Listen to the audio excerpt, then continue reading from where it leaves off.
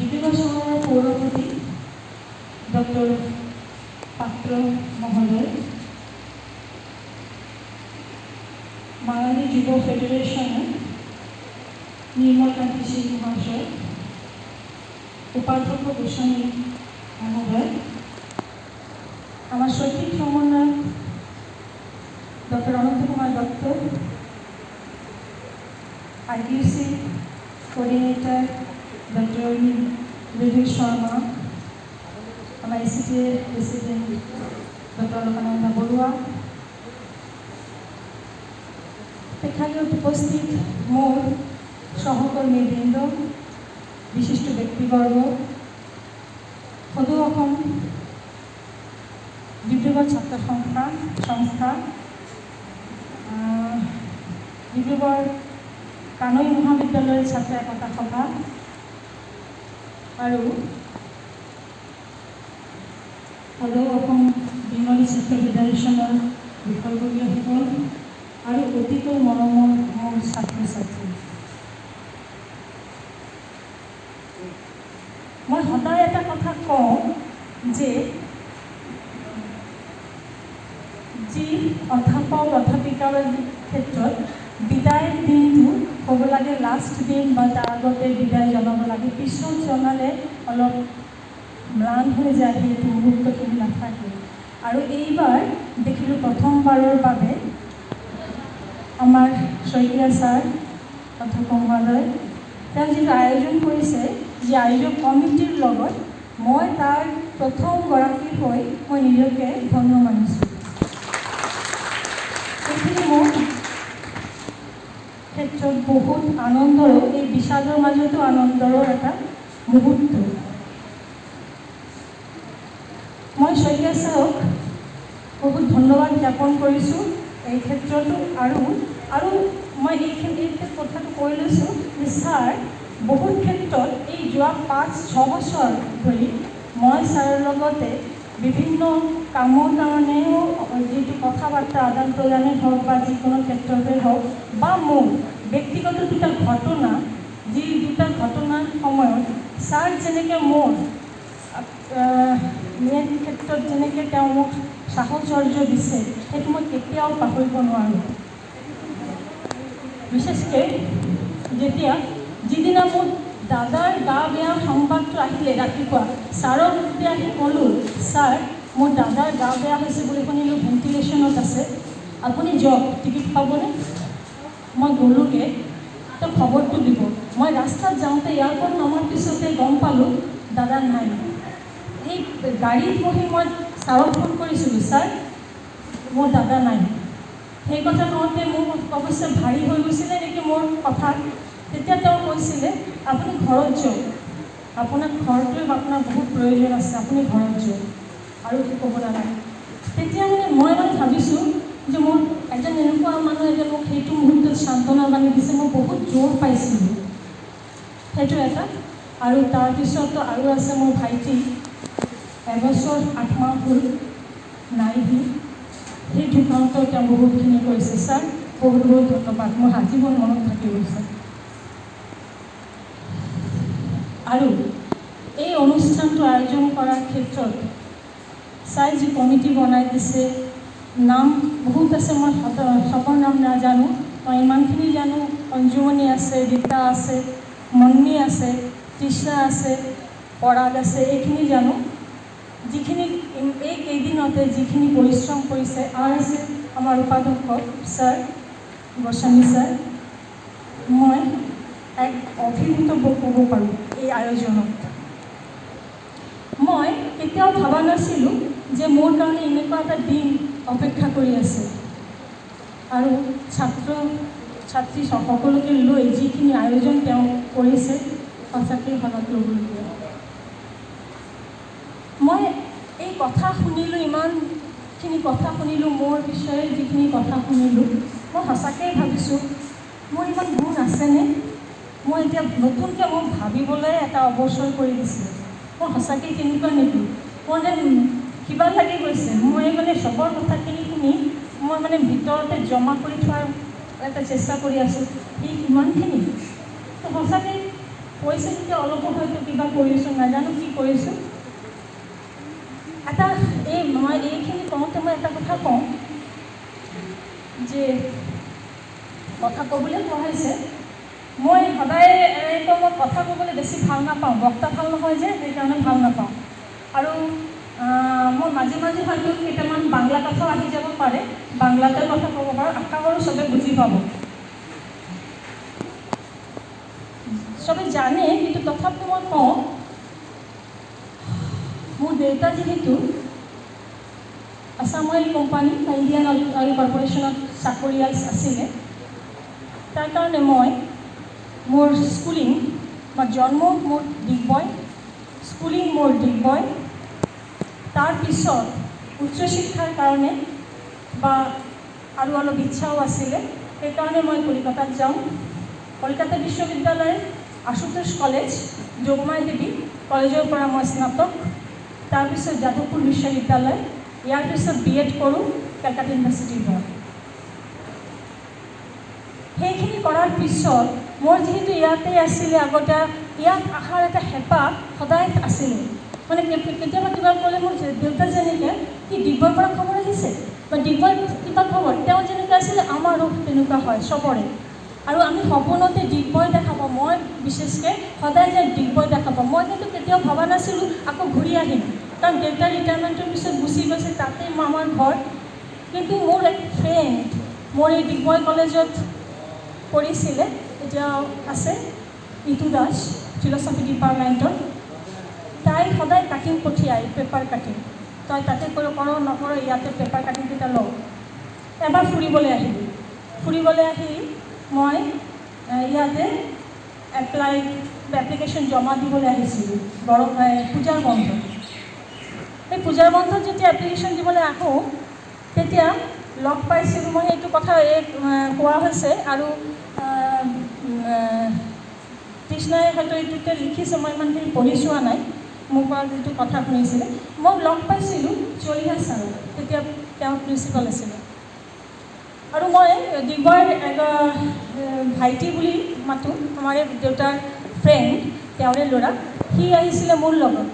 ওপৰত আহি মই জমা দিছিলোঁ এপ্লিকেশ্যন উইথ ডাটা। তেতিয়া ছাৰ ওলাই আহিছিলে আৰু ওপৰতো এনেকুৱা নাছিলে, এতিয়াৰ নিচিনা নাছিলে। মই ভাইটিক কৈছিলোঁ, মই ক'ত আহিম, যদি চাকৰি কৰিব লাগে ইয়াত আহিম চাকৰি কৰিবলৈ, মই কেতিয়াও নাহোঁ।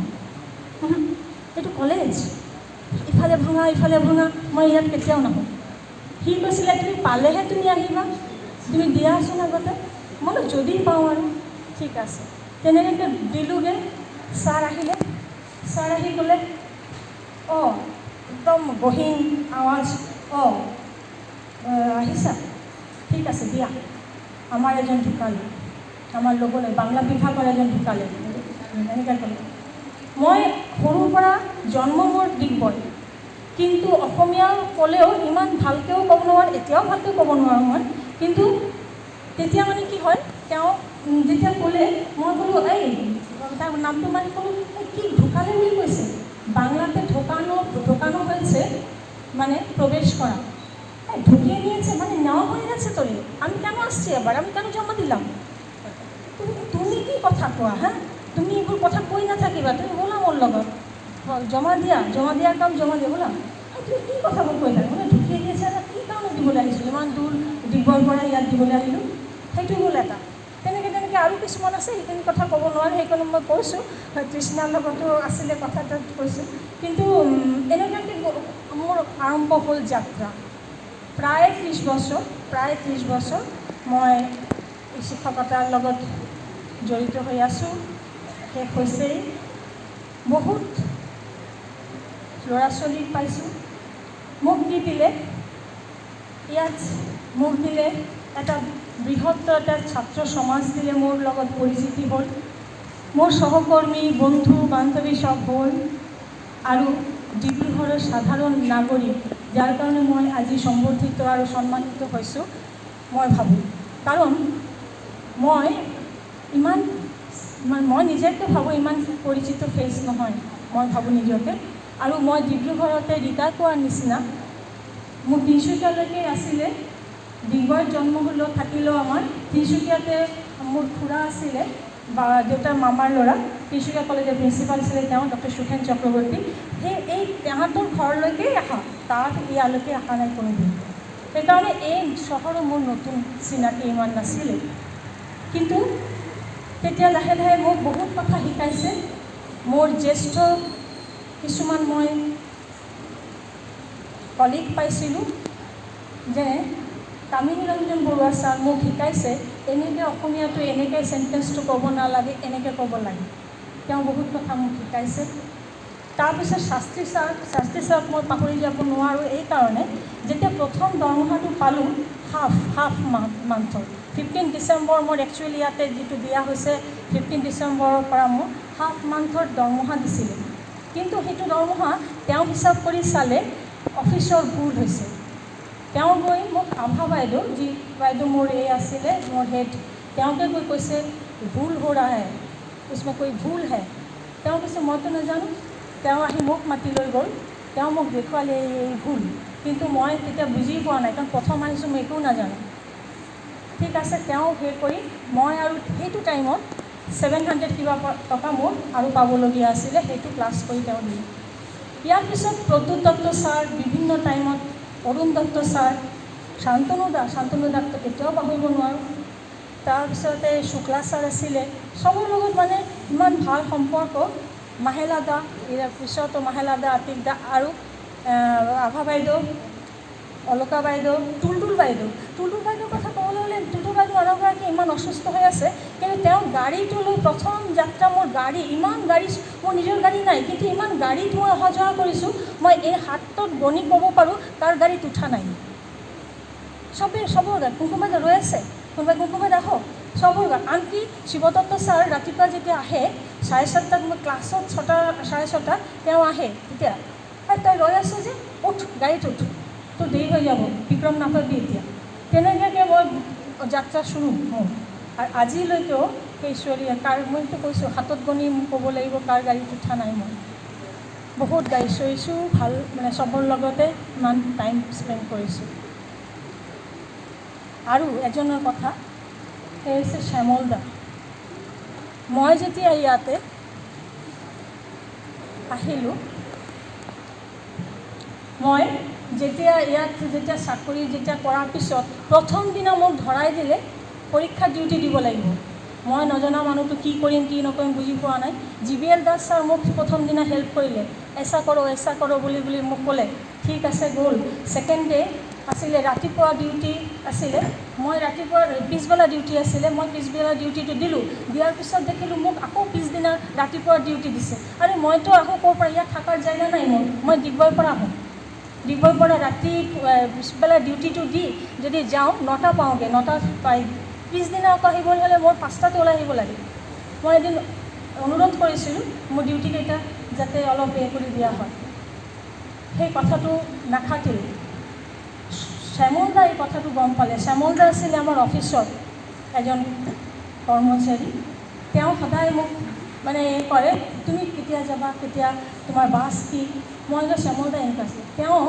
মই এই কথাটো কৈছোঁ এদিন এটা সভাতেও কৈছোঁ মৃদুলতাকো কৈছিলোঁ তেওঁ আহি কি কৰে মই এনেকুৱা মানুহ পাবলৈ টান বিৰল তেওঁ কি কৰে যেতিয়া মোৰ পিছবেলা ডিউটি থাকে তেতিয়া তেওঁ ঘূৰি থাকে ঘূৰি থাকি যায় মই যিটো ৰুমত আছোঁ কেইটাত ওলালে হ'ব তোমাৰ বাছ কেইটাত পাবা 3:30 হ'লেও হ'ব 3টা বজাত মই পৰা ওলাই যোৱা এদিন এই সুধিলে মনীষ শৰ্মা ছাৰ সুধিলে শ্যামল কি বেপাৰ কৈছে নহয় কুমকুমৰতো বাছ নাপাব সেইকাৰণে উঠিয়াই দিছোঁ তেতিয়া কি বাছ কি তেওঁতো গম নাপায় তেওঁ কথাটো সোধাৰ পিছত গম পালে যেতিয়া যাওঁ কুমকুম যোৱা বাছ নাপাবা মনীষ শৰ্মা ছাৰ এনেকৈ বহুতৰ পৰা মই পাইছোঁ এতিয়াও পাই আছোঁ ইমান ভাল ব্যৱহাৰৰ কথা কৈছে মই বহুতৰ পৰা ভাল ব্যৱহাৰেই পাইছোঁ ইমান সুমধুৰ সম্পৰ্ক মই এই যোৱা 30 বছৰ ধৰি মই সংগ্ৰহ কৰিছোঁ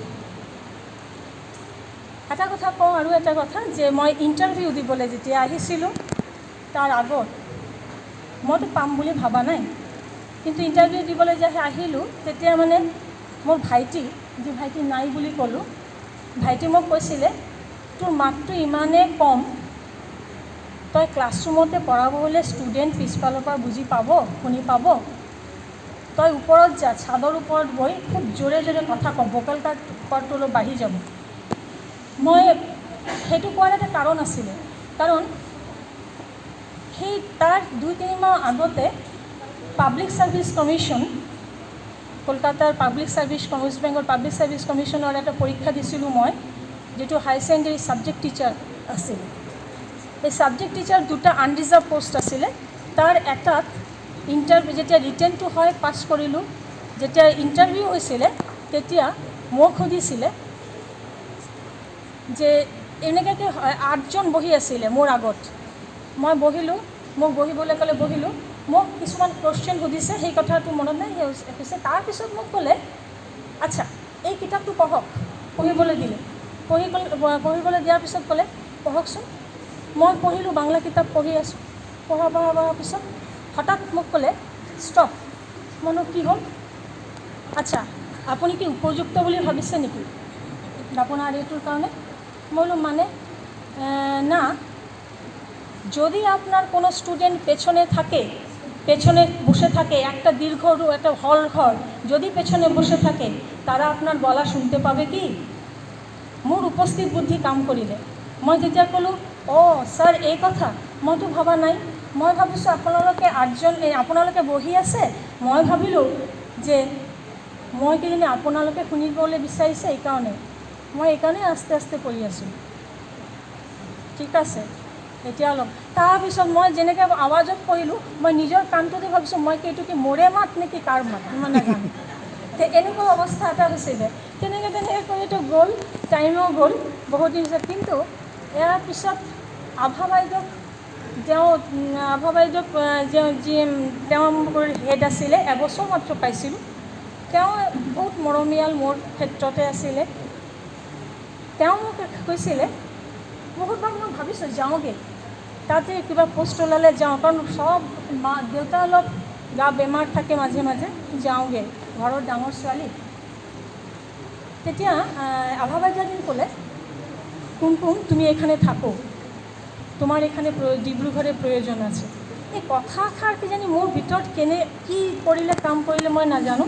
তাৰ পিছৰ পৰা মই কাৰোবাৰ থাকি গ'লোঁ, কাৰোবাৰ কুমকুম বাইদেউ, কাৰোবাৰ কুমকুম দি, কাৰোবাৰ অকল দি, কাৰোবাৰ কুমকুম বা কুমকুম, এনেকৈ হৈ থাকি গ'লোঁ আৰু বহুত মৰম স্নেহ আৰু শ্ৰদ্ধা অৰ্জন কৰিলোঁ। জীৱনৰ ডাঙৰ প্ৰাপ্তি। আৰু আমাৰ যিকোনো কলেজৰ বা মহাবিদ্যালয়ৰ অফিচ কাৰ্যালয় আৰু লাইব্ৰেৰী হৈছে এটা মস্ত 2টা অংগ। মই লাইব্ৰেৰী আৰু কলেজ অফিচত মই যিকোনো ক্ষেত্ৰত যেতিয়াই গৈছোঁ, সব ক্ষেত্ৰতে মই কিন্তু সদৰ্থক মই সব ব্যৱহাৰ পাইছোঁ। প্ৰতিটো ক্ষেত্ৰত কেতিয়াবা কিবা হ'লে ৰ'বচোন মই দিছোঁ। এই ৰাজেশ অলপ আগতে ক'লে, ৰাজেশৰ ক্ষেত্ৰতে বহুতে কয় ৰাজেশৰ এইগ'লে অলপ দেৰি কৰে, মই কিন্তু বাইদেউ ৰ'বচোন মই দি আছোঁ। প্ৰতিটো ক্ষেত্ৰতে কোনো বিমুখ কৰা নাই কেতিয়াও মোক। আপোনালোকক মই ইয়াৰ পৰা মই কৃতজ্ঞতা জনাইছোঁ অফিচ আৰু লাইব্ৰেৰীৰ ক্ষেত্ৰতে। লাইব্ৰেৰীটো মই অলপ বেছিয়ে যাওঁ, সিহঁতে চবেই কয় লাইব্ৰেৰীটো অলপ বেছি যাওঁ কিবা কামত হ'লে। আৰু একেবাৰে শেষৰ ফালে মোৰ ছাত্ৰ ছাত্ৰীৰ কথালৈ অলপ আছে, যেতিয়া সদৌ অসম ছাত্ৰ